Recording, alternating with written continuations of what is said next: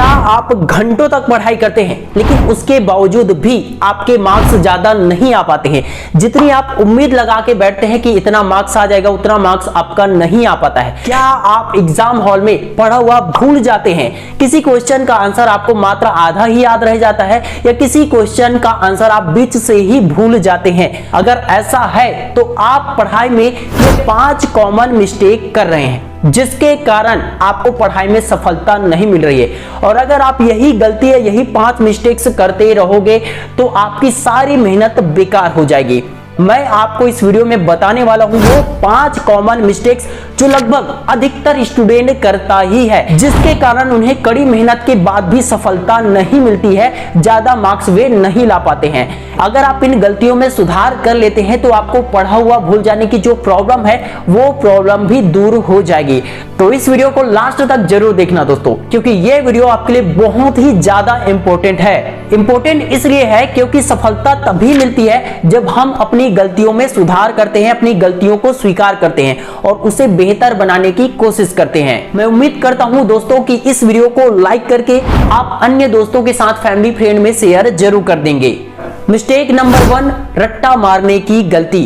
अधिकतर स्टूडेंट तो सबसे बड़ी गलती यही करते हैं कि जल्दी जल्दी याद करने के चक्कर में वे रट्टा मारते हैं। या उनके पास समय कम होता है इसलिए रट्टा मारते हैं, या फिर किसी क्वेश्चन का आंसर उन्हें लंबा लगता है, बड़ा लगता है, जिसके कारण वे रट्टा मारते हैं। और कई क्वेश्चन का आंसर उन्हें समझ में नहीं आता है इसलिए वे रट्टा मारते हैं, जिसके कारण स्टूडेंट को एक तो टाइम ज्यादा लग जाता है। जिस टाइम में वो 2 या 3 क्वेश्चन याद कर सकता था वो एक ही क्वेश्चन को रट्टा मारने में निकाल देता है। दूसरी बात, रट्टा मारने के चक्कर में दिमाग में ज्यादा प्रेशर बढ़ जाता है, जिससे एनर्जी लेवल ज्यादा खर्च हो जाता है। एनर्जी लेवल कम होने के कारण हम ज्यादा पढ़ाई नहीं कर पाते हैं, क्योंकि हमने एक ही चैप्टर में इतनी एनर्जी लगा दी रट्टा मारने के चक्कर में कि हमारे पास बाकी चैप्टर को खत्म करने के लिए एनर्जी ही नहीं बचा है।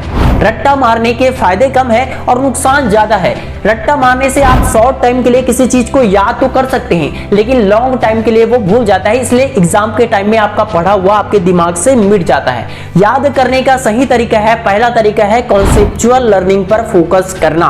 कॉन्सेप्चुअल लर्निंग का मतलब है कि आप सबसे पहले किसी भी चैप्टर को पढ़ते हैं तो सबसे पहले उसे अच्छे से समझने की कोशिश करो। अगर आपको एक बार में समझ में नहीं आता है तो एक बार उसे ऐसे ही ऊपर ऊपर से पढ़ लो, उसके बाद दूसरी बार कुछ टाइम के बाद फिर से उसे पढ़ो। दूसरी बार में शायद आपको कुछ अच्छे से समझ में आने लग जाए, दूसरी बार में भी आपको अगर अच्छे से समझ में नहीं आता है तो तीसरी बार पढ़ो। उसमें आपका ज्यादा टाइम नहीं लगेगा, आप पढ़ेंगे, लेकिन वो एक बार में समझ में नहीं आया तो दूसरी या तीसरी बार में समझ में आ जाता है और वो आपके दिमाग में अच्छे से बैठ जाता है। इससे आपको रट्टा मारने की जरूरत नहीं पड़ती है, आप उस चैप्टर को अच्छे से समझ जाते हैं, जिसके कारण आपके भूलने के चांसेस काफी ज्यादा कम हो जाते हैं। अगर आप फिजिक्स, केमिस्ट्री या मैथ्स जैसे सब्जेक्ट को पढ़ते हैं तो इसमें सबसे ज्यादा इंपॉर्टेंट होता है फार्मूला। अब कुछ फार्मूला ऐसा होता है जिसे याद रखने की भी जरूरत नहीं है, बहुत आसान होता है, आसानी से याद हो जाता है। और कुछ फार्मूला कठिन लग सकता है तो उसे बार बार लिखने से वो आसानी से याद हो जाता है। अगर आप फार्मूला को समझ जाते हैं तो किसी भी क्वेश्चन का आंसर हल करना काफी ज्यादा आसान हो जाता है। खासकर मैथ्स में या फिजिक्स में या केमिस्ट्री में भी कई सारे ऐसे चैप्टर होते हैं जो सिर्फ फार्मूले के बेसिस पर बनता है। आप अगर फार्मूला को अच्छे से समझ जाते हैं तो आपको याद रखना, याद करना काफी ज्यादा आसान हो जाता है। मिस्टेक नंबर 2, पढ़ाई करते वक्त स्टूडेंट मल्टीटास्किंग करते हैं।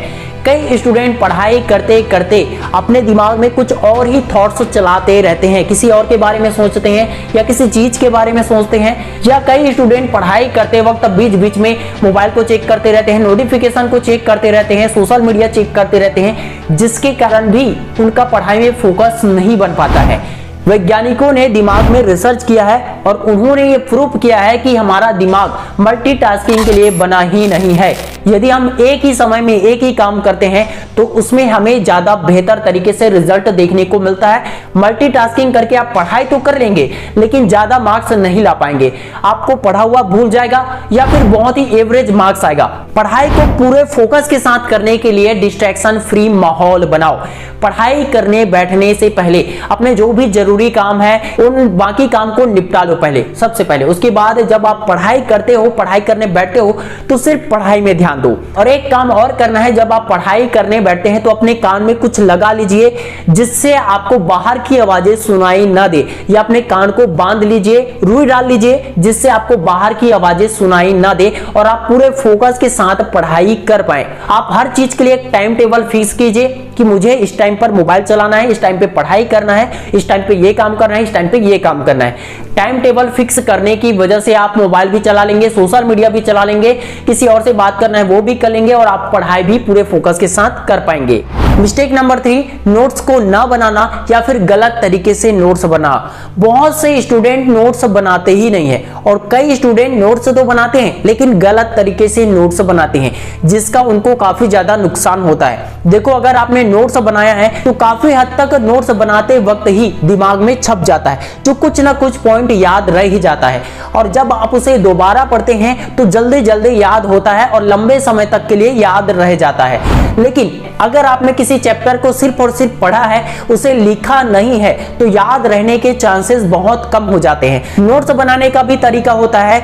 अगर आपने अपने नोट्स में इंपॉर्टेंट पॉइंट को, इंपॉर्टेंट चैप्टर को हाईलाइट करके या मार्क करके रखा है और अच्छे तरीके से नोट्स बनाया है, बड़े पैराग्राफ वाले को अच्छे तरीके से लिखा है, वहीं छोटे पैराग्राफ को अलग तरीके से लिखा है, तो इससे जल्दी याद करने में और पढ़ा हुआ याद रखने में काफी ज्यादा हेल्प होता है। बहुत से लोग नोट्स बनाने में पूरा साल लगाते हैं, एफर्ट लगाते हैं, लेकिन तैयारी करने के टाइम पर, एग्जाम के टाइम में वे गाइड से पढ़ाई करते हैं या कहीं और से पढ़ाई करते हैं, या फिर नोट्स बनाते वक्त सिर्फ देख देख कर लिखते हैं, दूसरे के नोट्स को जैसा का तैसा कॉपी करते हैं, जिसके कारण भी उनको जल्दी से याद नहीं होता है या उनको समझ में नहीं आता है। अगर आपने नोट्स बनाने में सही ढंग से एफर्ट लगाया होता तो आपको समझने में दिक्कत ही नहीं होती, क्योंकि काफी हद तक आपके दिमाग में वो चीजें, वो पॉइंट छप गया होता। मिस्टेक नंबर 4, रिवीजन को सही तरीके से न करना। अब बहुत से स्टूडेंट सिर्फ पढ़ते पढ़ते चले जाते हैं और रिवीजन तभी करते हैं जब एग्जाम आ जाता है। तो अगर आप किसी चैप्टर को साल में 1 या 2 बार ही पढ़ोगे और सीधा एग्जाम में रिवीजन करोगे तो कितना याद रहेगा और कितना ज्यादा आपको टाइम एनर्जी लगाना पड़ेगा, आप खुद सोच के देख सकते हो। रिवीजन करने का भी सही तरीका होता है। जब भी आप किसी चैप्टर को पढ़ते हैं तो उसे कुछ टाइम बाद फिर से एक बार अच्छे से रिवीजन कर लेना चाहिए। अगर आपने किसी चैप्टर को कल पढ़ा है तो आपको आज रिवीजन कर लेना चाहिए, और आज आपने जो चैप्टर पढ़ा है उसे कल रिवीजन कर लेना चाहिए, और 3 दिन बाद या फिर 1 हफ्ते बाद फिर से रिवीजन करना चाहिए। जब आप इस तरीके से रिवीजन करते हैं तो आपका पढ़ा हुआ बहुत आसानी से याद हो जाता है। ब्रूस ली ने कहा था कि मुझे उस व्यक्ति से डर नहीं लगता जिसने 10,000 अलग अलग किक की प्रैक्टिस की हो, बल्कि मुझे उस व्यक्ति से डर लगता है जिसने एक ही किक की 10,000 बार प्रैक्टिस की हो। मिस्टेक नंबर 5, ज्यादा देर तक लगातार पढ़ाई करना।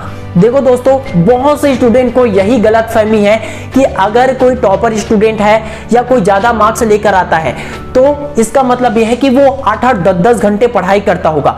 अगर कोई स्टूडेंट अपने रूम से या फिर अपने घर से बाहर खेलने घूमने के लिए नहीं जा रहा है, दोस्तों के साथ टाइम पास नहीं कर रहा है, तो इसका मतलब ये बिल्कुल नहीं है कि वो दिन और रात सिर्फ और सिर्फ पढ़ाई कर रहा है। हो सकता है वो घर पे ही रहकर कुछ और टाइम पास करता होगा, हो सकता है कि वो अपने माइंड को रिफ्रेश करने के लिए कुछ और ही करता होगा। अधिकतर स्टूडेंट को अपनी गलतफहमी दूर कर लेना चाहिए कि टॉपर स्टूडेंट 8-8, 10-10 घंटे पढ़ाई करते होंगे। नहीं, ये कंसिस्टेंसी का पावर है। यदि आप कंसिस्टेंसी से डेली 3 से 4 घंटा भी पढ़ाई करते हैं तो ये काफी है। पढ़ाई के दौरान अपने दिमाग को ब्रेक जरूर देना चाहिए, माइंड को रिफ्रेश करने के लिए टाइम जरूर देना चाहिए। कम से कम 1 या 2 घंटे कंटिन्यूसली पढ़ाई करने के बाद, 3 घंटे कंटिन्यूसली पढ़ाई करने के बाद आप आधा घंटे का पावर नैप ले या किसी भी तरीके से अपने माइंड को रिफ्रेश करें, रिचार्ज करें, उसके बाद फिर से पढ़ाई करें। अगर आप कई घंटों तक बिना रुके सिर्फ पढ़ाई करते चले जाओगे तो आपका टेंशन, डिप्रेशन बढ़ जाएगा, याददाश्त शक्ति में इसका बहुत बुरा असर पड़ेगा।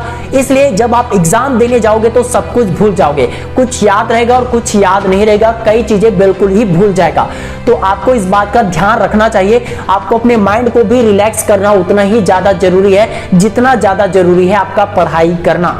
सिर्फ टॉपर बनने के चक्कर में या ज्यादा मार्क्स लाने के चक्कर में अपने मेंटल हेल्थ को खराब मत कीजिए, क्योंकि ये बहुत इंपॉर्टेंट चीज है। इसका सही तरीके से इस्तेमाल करोगे तो ये आपको टॉप पर पहुंचाएगा, और इसका गलत तरीके से इस्तेमाल करोगे तो आपको ये नीचे से और ज्यादा नीचे लेकर चला जाएगा। अगर आपको सफलता हासिल करना है तो अपनी गलतियों में सुधार करना ही होगा। अगर आप इन 5 गलतियों को, 5 मिस्टेक्स को आज से ही सुधार कर देते हो तो डेफिनेटली आपके मार्क्स पहले से तो काफी ज्यादा बेहतर आएंगे और आपका माइंड एकदम रिलैक्स रहेगा और पढ़ा हुआ भी याद रहेगा। Wish you all the best दोस्तों। मैं शिवानंद साहू आपके सपनों को पूरे दिल से सपोर्ट करता हूं। इस वीडियो के नीचे कमेंट करके जरूर बताना कि यह वीडियो आपके लिए कितना हेल्पफुल रहा, इसमें से कौन सी गलती आप बार बार कर रहे थे। मिलते हैं बहुत जल्द नेक्स्ट वीडियो में, तब तक के लिए जय हिंद, जय भारत।